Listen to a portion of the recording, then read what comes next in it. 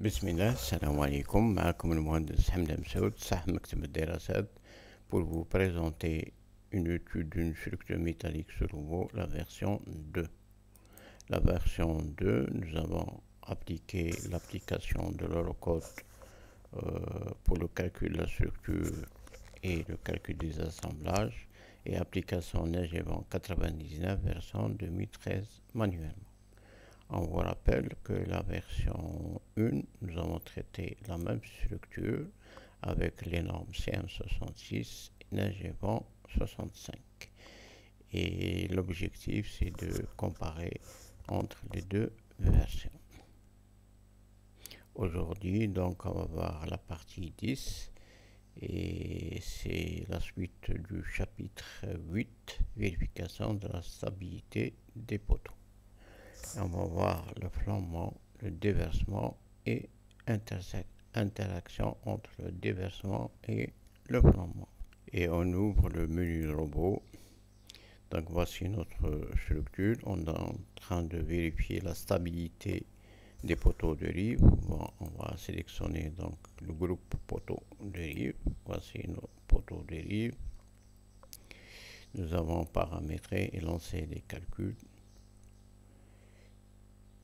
Le robot nous propose une note de calcul.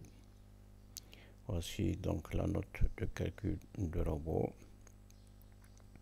Donc ici c'est un petit rappel de la vidéo précédente. Nous avons déterminé la norme Eurocode 3 et le poteau le plus chargé, donc c'est le poteau 47 et le point critique c'est le point 1. Les coordonnées de ce point 0,0, donc il est situé à la base. Et nous avons vu comment on peut déterminer tous les efforts internes, effort normal, moment fléchissant et effort tranchant à n'importe quel point du poteau. Également, nous avons vu la combinaison la plus chargée, la plus défavorable. Ici, le robot appelle la charge décisive. Donc, elle porte le numéro 97 RULU. Voici la combinaison avec ses pondérations suivant la norme Eurocode.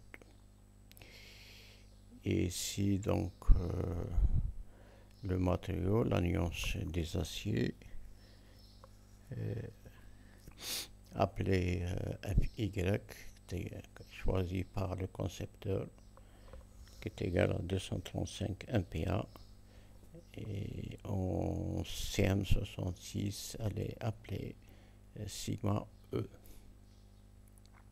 Et nous avons vu comment on peut changer en cas de besoin. Nous avons également vu le catalogue intégré au logiciel robot de tous les profilés, et on peut tirer les données, toutes ces données là qui sont nécessaires pour le calcul des formules Eurocode. Et enfin, nous avons déterminé les efforts normaux, les moments fléchissants dans les deux sens et l'effort tranchant. Aujourd'hui, on va voir comment on va déterminer la classe des sections et voir la vérification au déversement. Le paramétrage ici, la longueur du déversement est égale à 1,5 m. Comment on a déterminé ça? Le moment critique, lambda bar LT, et tout ça on va voir en détail. Après le déversement, le robot nous propose le calcul du flambement. Voici les détails qu'on va décortiquer au fur et à mesure. Et enfin, le robot fait une interaction entre le déversement et le flambement, suivant la norme Eurocode. Aujourd'hui, on va voir le phénomène de déversement seulement. Et dans la prochaine vidéo, on va voir le cas du flambement. Et on va terminer avec l'interaction entre les deux phénomènes, déversement et flambement. souvenez-vous de ces valeurs-là qu'on va essayer de démontrer la longueur de déversement, le moment critique, lambda bar, LT, phi LT et qui LT. Donc on va ouvrir le menu robot. Voici nos poteaux de livre. On va prendre un cas de poteau de livre. Donc on va sélectionner le poteau, la traverse et la sablière. On va essayer de isoler. Voici notre poteau de livre. Il est encastré à la base et encastré au niveau de la traverse. Ici, il y a un encastrement traverse poteau. Par contre, au niveau de la sablière, il y a une articulation. Voici le symbole de l'articulation. Vous voyez ici le symbole de l'articulation. Avec les repères locaux. Voilà. Donc tout le long de notre démonstration, on va se baser sur ce montage-là. Et on va ouvrir notre propre note de calcul.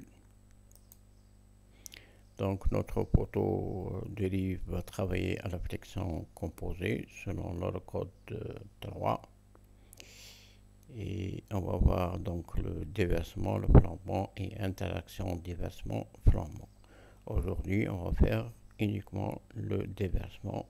Et la prochaine vidéo, on va voir le flambement. Donc la première chose à faire, c'est le schéma statique.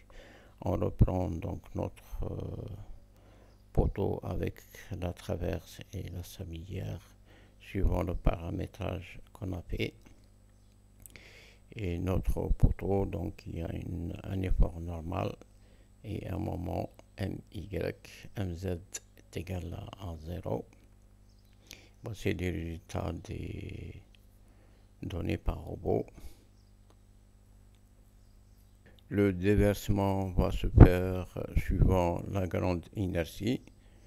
Donc ici, on peut dire que le poteau est encastré à la base. Donc ici, il y a un encastrement.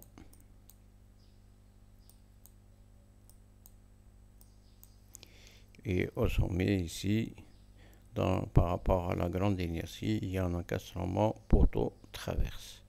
On peut faire un schéma statique. Donc le poteau, au sommet, encastrement, à la base, encastré également.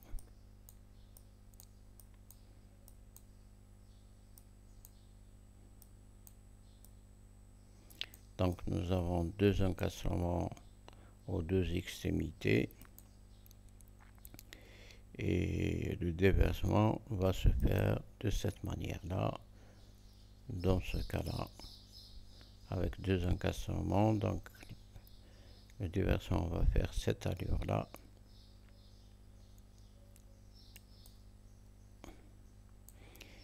Et la longueur du déversement LCR est égale à un coefficient 0,5 encastrement aux deux extrémités fois la hauteur qui est égale à 3 mètres. On trouve la longueur de déversement 1,5 mètres. Et cette longueur, on va la trouver dans les formules Eurocode. Donc ici, notre paramétrage est bon. Et on passe au deuxième critère.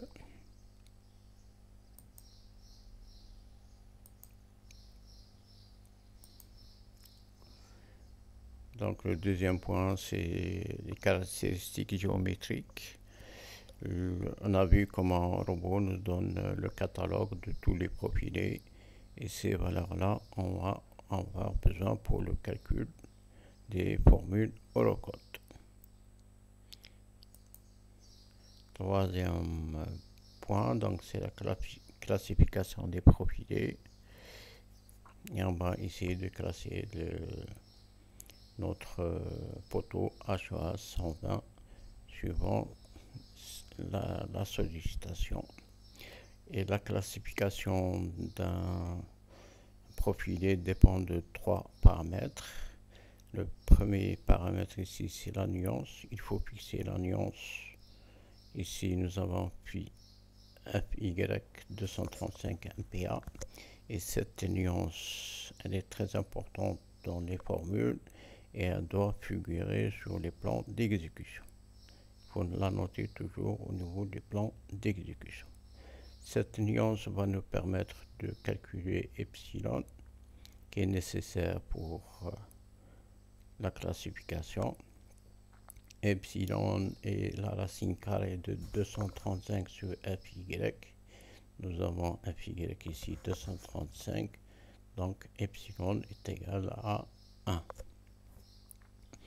Le deuxième critère pour la classification, c'est la famille. Donc ici, le catalogue, qui est directement intégré à Robot, va nous donner les valeurs C, D, TF et TW. TW, c'est l'épaisseur de l'arme, TF, l'épaisseur de la semelle, C et D. Et enfin, le troisième critère, c'est la sollicitation du profilé, soit il est sollicité en flexion ou en compression ou en flexion composée.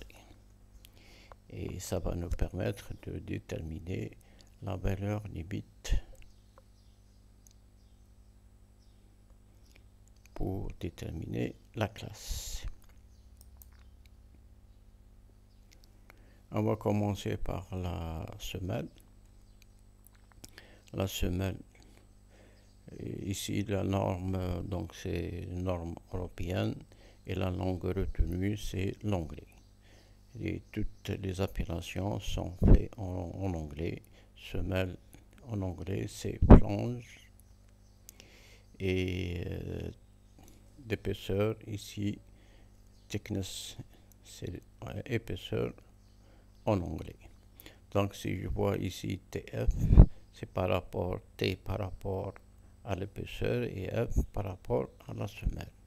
Donc thickness flange, c'est-à-dire épaisseur de la semelle.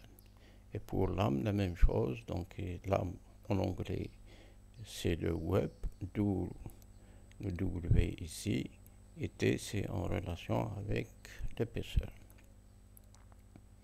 Notre semelle est comprimée. Donc, on va déterminer le C ici. Je pointe du rayon jusqu'à l'extrémité de la semelle. Voici donc les valeurs. On a tout ce qu'il faut pour déterminer cette distance. C'est égal à 12 sur 2 à l'axe. Et on va déduire le rayon et la moitié de l'épaisseur de lame. Pour trouver C, on trouve 4,55 et le rapport C sur TF est égal à 4,55 sur 0,8. Ça c'est le lancement, l'équivalent de lancement lambda, et on trouve 5,68 qu'on va comparer avec une limite dans le cas où la semelle est comprimée. La valeur limite est donnée par la norme Eurocode. La voici. On va zoomer. Donc on est sur une paroi comprimée. Vous avez 3 formules ici pour la classe 1. Cette formule pour la classe 2. Et là, c'est pour la classe 3. Pour la classe 4, donc si on n'est pas dans les 3 première classe. Et voici la valeur de epsilon suivant la norme Eurocode. Et pour notre cas, on est ici. Donc on va comparer C sur T inférieur à 9 epsilon. Notre epsilon est égal à 1, donc 9. Ok, donc on va prendre 9 epsilon est égal à 1, donc 9. Et notre C sur TF, 5,68 inférieur à la limite 9 donnée par la norme. Donc on est en classe 1. Pour l'âme, donc on va faire la même chose, D sur TW, donc D ici, à la limite du rayon sur l'épaisseur de l'âme. On trouve 9,25 et la limite est en fonction de alpha. Voici la formule de alpha. Alpha est égal à 0,5 facteur, donc NED sur D fois TW fois FY plus 1. Nous avons toutes les valeurs. On trouve alpha est égal à 0,55 qu'on va comparer à une limite donnée par la norme Eurocode pour déterminer la limite. La norme, donc, on va voir le tableau donné par l'Eurocode. On va zoomer ici, donc on est en paroi fléchie et comprimée. Voici les formules. Pour alpha supérieur à 0,5, soit on est en classe 1 ou avec ces formules en classe 2, et là, si on est en classe 3. Et notre alpha est supérieur à 0,5, donc voici la formule limite. Ok. Donc on fait une application, on trouve la limite 64,39. Notre rapport D sur TW 9,25 inférieur à la limite 65,78. Donc on est en classe 1. En conclusion, donc notre profilé il est en classe 1 conformément au résultat de Eurobond. Remarque ici, si jamais vous trouvez la semelle en classe 1 et l'âme en classe 2, vous prenez le cas le plus défavorable, c'est-à-dire la classe 2. Parce que la classe 1, elle est la plus performante et la dernière classe, donc la moins performante, c'est la classe 4. On arrive donc au quatrième chapitre, calcul de résistance de la section transversale, et on va vérifier la résistance à l'effort tranchant. Voici la formule de l'Eurocode, donc AVZ, V plastique résistant design, est égal à AVZ. Ça c'est donné directement par le catalogue. FY est fixé par le concepteur et gamma 0 c'est le coefficient de sécurité et racine de 3. En fait application, nous avons toutes les données. Donc il faut faire attention ici aux unités. Donc ici c'est des kilogrammes par des centimètres sur des centimètres carrés FY et AV en centimètres carrés. Donc on trouve des kilogrammes, 11 492, soit 114,92 kN conformément au résultat de Eurobond. Ça c'est une formule si vous voulez faire un calcul manuel de AV. Et notre effort tranchant ED est égal, trouvé, donc 6,86 kN est inférieur à V plastique RD en 114,92 kN, donc c'est OK. En plus de ça, on doit vérifier cette relation. VZED 6,86 kN s'il est inférieur à 50% de V plastique RD. Et c'est le cas, donc on trouve ici 57,46. Cela veut dire que l'effort tranchant, son effet sur le moment résistant peut être négligeable. Donc il n'y a pas de réduction à faire au niveau du FY. Suivant l'article Eurocode 6.2.8. Et on doit vérifier la relation VEDZ sur V plastique Z inférieur à 1. Donc les valeurs, on trouve 0,06 comme les résultats de robot et inférieur à 1, suivant cet article. Dans le sens Y, donc on va faire la même application, sauf ici qu'il faut prendre AVY donné par le catalogue. FY ne change pas, donc racine carrée 3 ne change pas, on trouve 293,48 kN conformément au résultat de robot. Et notre VYED est égal à 0 suivant le résultat, inférieur à V plastique Y, et le rapport donc est égal à 0, inférieur à 1, suivant l'article ci présent. On continue, donc on arrive à chapitre 5, vérification au déversement.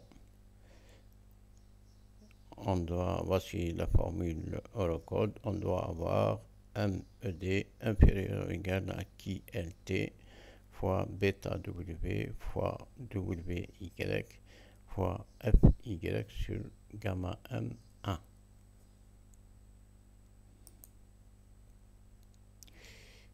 On va commencer par les plus simples.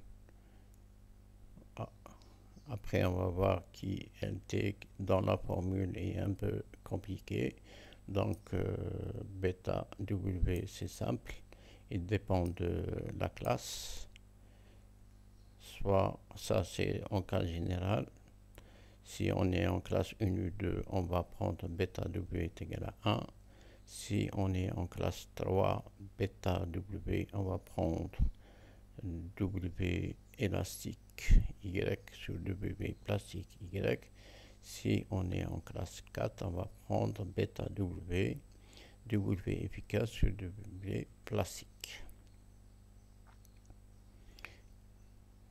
Et on va voir, bon, donc pour notre cas, donc on est en classe 1, notre bêta W est égal à 1. Pour le WY, donc il va dépendre également des classes. Si on est en classe 1 ou 2, on va prendre ici W plastique qui est donné par le catalogue. Si on est en classe 3, on va prendre W élastique donné par le catalogue. Si on est en classe 4, on va prendre W efficace. FY, donc c'est la nuance, elle est donnée, conçue par le concepteur, et gamma M1, c'est le coefficient de sécurité donné par la norme. On arrive maintenant à la formule QLT, qui est un peu compliquée. Voici la formule suivant la norme. QLT est égal à 1 sur phi LT plus racine carrée de phi LT au carré et lambda bar LT au carré. Donc QLT va dépendre d'un autre facteur, phi LT. Voici la formule de phi LT qui va dépendre à son tour de lambda LT et alpha LT. Vous voyez ici qu'une formule appelle une autre formule. Et lambda LT, voici la formule de lambda LT, et qui va dépendre à son tour de MY. Donc finalement, qui LT va dépendre ici de plusieurs facteurs.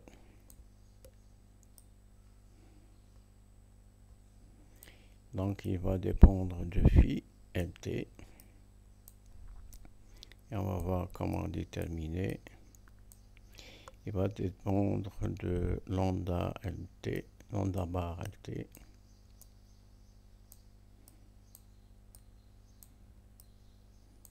Lambda bar LT va dépendre de M critique.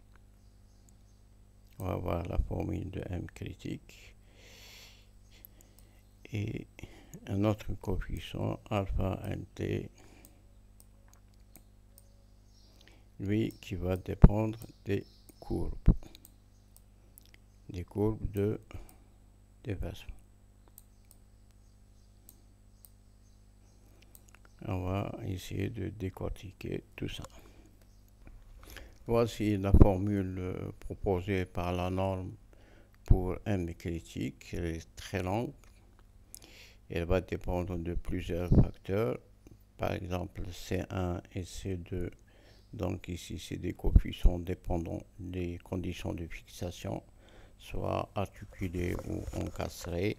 Elle va dépendre de E module de Young, de G module de cisaillement. Voici les valeurs donc pour le matériau choisi. De I T, inertie de torsion, inertie de gaugissement, de la longueur de la barre qu'on a déterminée, donc elle est ici 1,5, de coefficient KZ et KW, donc des longueurs de flambement, ZG, donc c'est la distance entre le point d'application de la charge par rapport au centre de gravité de la section. Donc c'est une formule très compliquée. On va, pour gagner un peu du temps, on va prendre directement la valeur donnée par les résultats de robot, soit 366,14 kN/m. Et la différence ici entre SIEM 66 et la norme Eurocode 3, donc c'est des formules par rapport au SIEM 66 très longues et très détaillées. Une fois qu'on a déterminé donc le M critique, ici la valeur, on va déterminer alpha LT.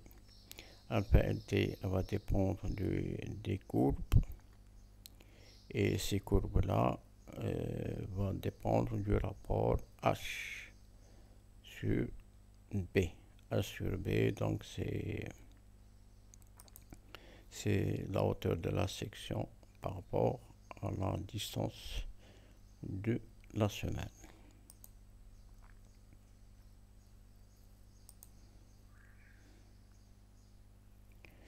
On continue, donc notre rapport H sur B est égal à 11,4 sur 12.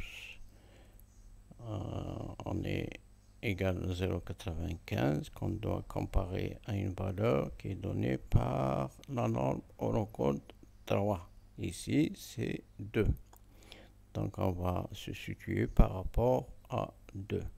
Suivant le tableau 3.6.3 et 6.4 de l'Eurocode 3.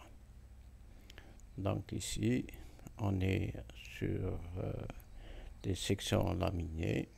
Sections laminées, donc Il n'y a pas de soudure entre différents éléments de la section, entre semelle et âme.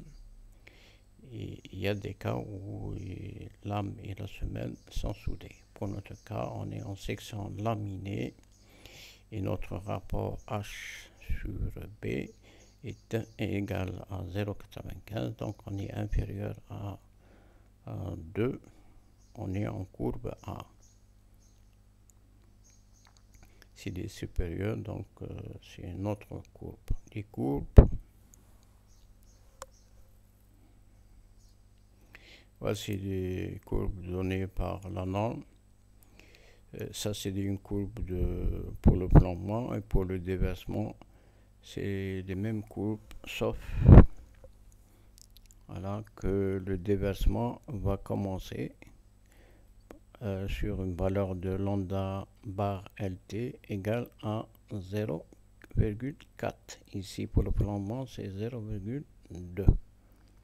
Et voici les courbes A, B, C et D.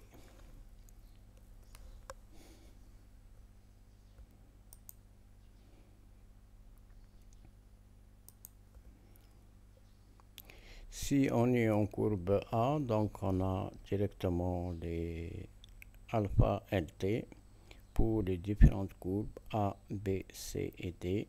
Courbe A, ça correspond à alpha LT égale 0,21. On continue donc. On peut déterminer lambda bar LT. Nous avons toutes les informations. Lambda bar, voici la formule, donc rappel, est égal à la racine carrée de bêta W plastique parce qu'on est en classe 1, et bêta W est égal à 1 parce qu'on est en classe 1, FY et M critique. On fait une application numérique, donc W plastique suivant le catalogue, voici la valeur, FY déterminée par le concepteur et MY on a trouvé en kilogrammes par des centimètres, ici des kilogrammes par sur des centimètres carrés, et ça c'est des centimètres cubes. Donc on trouve lambda bar LT est égal à 0,28 inférieur à 0,4. Ça c'est encore une limite donnée par la norme Eurocode 3. Il faut toujours comparer lambda bar LT par rapport à 0,4. Si elle est inférieure à 0,4, donc ici il n'y a pas de risque de déversement, c'est notre cas. Si vous trouvez lambda bar LT supérieur à 0,4, donc il y a des risques de déversement. Il faut continuer les calculs ici. Et pour notre cas, donc on est à lambda bar 0,28 inférieur à 0,4. Donc il n'y a pas de déversement, les calculs peuvent s'arrêter à ce niveau-là. Mais Robot, il connaît les formules Eurocode, donc il continue à calculer QLT. Il connaît la formule QLT et détermine QLT, donc ici 0,54 et QLT est égal à 1. Vous voyez que ici, QLT est égal à 1, donc il n'y a pas de déversement.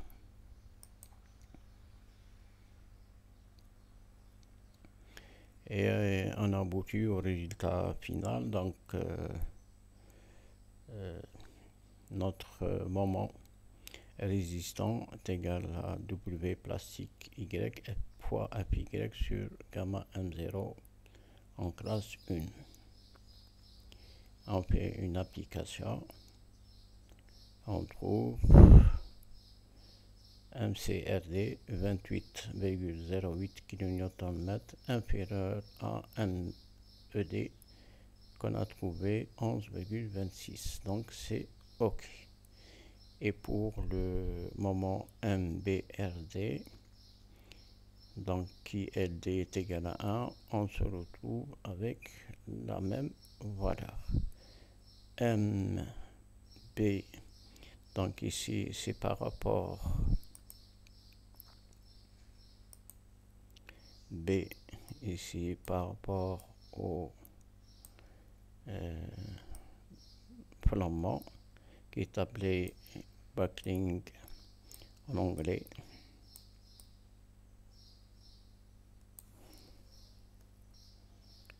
Backlink en anglais c'est flambant.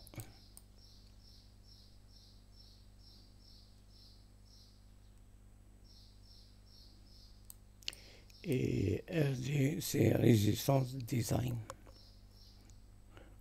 Donc tout dépend de lambda bar LT. Si elle est inférieure à 0,4, donc les formules deviennent simples. Voici les formules suivant les différentes classes. Si lambda bar LT est supérieur à 0,4, donc il y a un risque de déversement. Et on va suivre toutes les étapes ici en calculant qui LT, P LT, alpha LT. Et on détermine le moment MBRD qui doit être inférieur à MET. Voici donc tout ce qu'à dire sur le déversement. La prochaine vidéo, Inch'Allah, on va voir le cas du flambant. On vous remercie vivement de votre attention. Salam.